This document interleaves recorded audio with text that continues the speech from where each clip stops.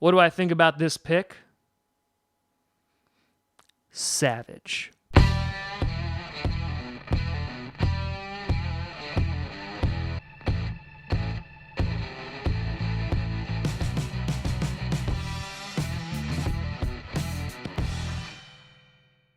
Grossi Posse Packer Nation. Welcome to another episode of Packers, the podcast where you're a Packers fan, but it sure does help. I am your host, Tom Grossi, and we are breaking down the second of the Green Bay Packers first round pick, and that is Darnell Savage, the safety from Maryland. Before we get to that, I want to do a big shout out and thank you to all my Patreons over at patreon.com/TomGrossiComedy.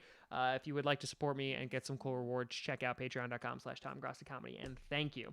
Now, Darnell Savage, before we even get into breaking down the person, let's break down the actual pick itself and what it cost to get there. So originally, after picking Rashawn Gary at number 12, and kind of shoring up that pass rush, we were like, hey, we need to help out that secondary. We need to help out Adrian Amos, considering Tramon Williams is 1 million years old, and we have no idea what Josh Jones is doing. And so I was already pushing to get a safety at 30, right? I was looking at a couple different people, right? You could have looked at an Adderley, Nasir Adderley, who was a cornerback safety who I thought could have gone in 30, or it could even go into the second round. You also took a look at Jonathan Abram. So any of these people were in play, but the Packers decided to be more aggressive, just like they were with the 12th pick and picking a guy who had a lot of potential. It was a little bit of an aggressive pick, but they traded from number 30 down to the 21st spot, trading with the Seahawks again, because we traded with the Seahawks last year after we traded with the Saints, and we got Jair Alexander out of this, so hopefully this turns out to be just as good. However, what we gave up in return, we gave the number 30 pick, we gave up 114 and 118, so both of our fourth round picks. I think the price is a little too high for me. I know during the live stream I was kind of like, might have gotten ripped off just a tiny bit, but I started looking at it from a different angle, in that, right, we were already going to spend our number 30 pick, so that's neither here nor there. We got 118 from Clinton Dix from the Washington Redskins, which, again, thank you, Redskins. He's not on your team anymore, and not on ours, so a big thank you for that. So, in reality, we really just gave up, like, a fourth-round pick and Clinton Dix to move up and get an automatic starter, and this is what Darnell Savage is. So Darnell Savage, he's 5'11", so he is a little bit undersized, 198 pounds. He was already projected to go at the end of the first round or even in the beginning of the second. Couple things that stand out immediately about him. This guy is a ball hawk. He reminds me of a guy who should have been on the 2010 Packers defense, right? Like the Nick Collins, the Charles Woodson, the guy who just goes and intercepts just about everything. What I like about him the most is probably his speed. The guy ran a 4.36 40-yard dash, which was number 8 overall out of every position and the second fastest safety. Taking a look at his stats, in 2016, played 11 games, had 45 solo tackles, 1 interceptions, 3 passes defended. 2017, played 12 games, 45 solo tackles again, 3 interceptions, 1 pick 6, and also 8 passes defended. And then in 2018, played 12 games again, 38 solo tackles, 4 interceptions, 1 pick 6, and 2 passes defended. So the guy is all over the place. So obviously able to use his speed to stay on receivers, really good in off-man coverage. Sticky is some of the words that I've seen associated with him.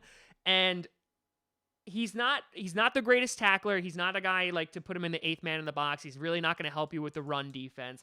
But the guy has great instincts. He jumps routes constantly.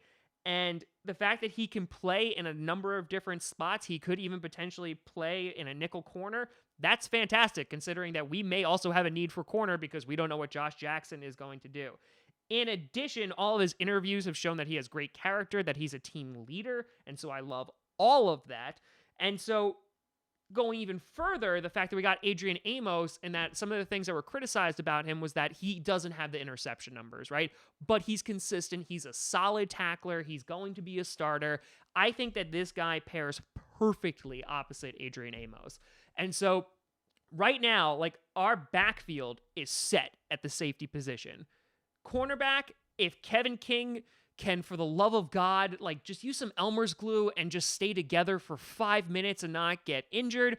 If Josh Jackson can, play to his potential, because obviously I told you this was a problem last year when we drafted him. They only played 8 games essentially, and didn't have much time as a starter, but showed a lot of potential. If he can grow in that cornerback role, we have a phenomenal backfield. We already are having the pass rush, which we also addressed at number 12, and we just basically need to get some more help with inside linebacker.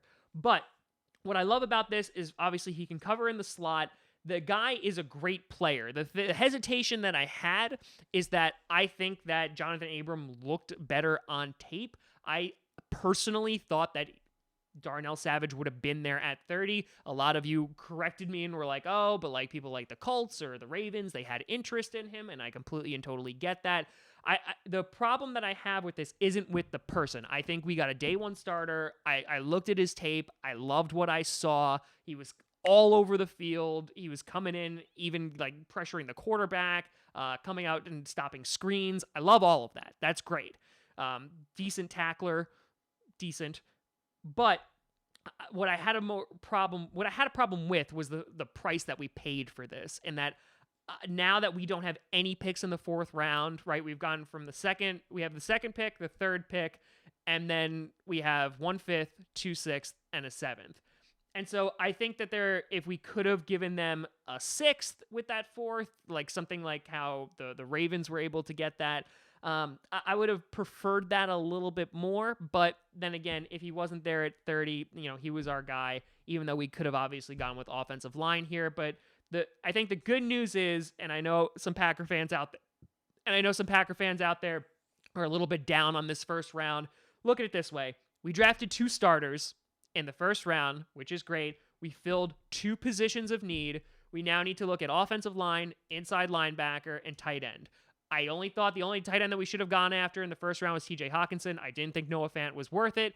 And so that I'm very happy about it. We shored up this side of the ball. Inside linebacker is like the only other piece that we need, and then we can take a look at our offense. So overall, I'm super duper happy with this pick. I wish we got it for a little bit cheaper, but at the end of the day, if I traded a 4th round and Clinton Dix for a day 1 starter, that ain't too bad. But let me know what you think down in the comments below. You can always find me at TomGrossiComedy.com, TomGrossI Comedy, at TomGrossi Comedy on all the social media see below. Check out Packcast on SoundCloud, iTunes, Google Play Music, and of course here on YouTube multiple times per week. You can check out other prospect videos I did leading up to the draft as well. But thank you so much for watching. We'll be back at 7 p.m. Eastern tomorrow for another live stream of the 2nd and 3rd round. And of course, we'll break down the picks that the Packers wind up getting. But thank you so much for watching. I'm Tom Grossi. And as always, go Pack Go.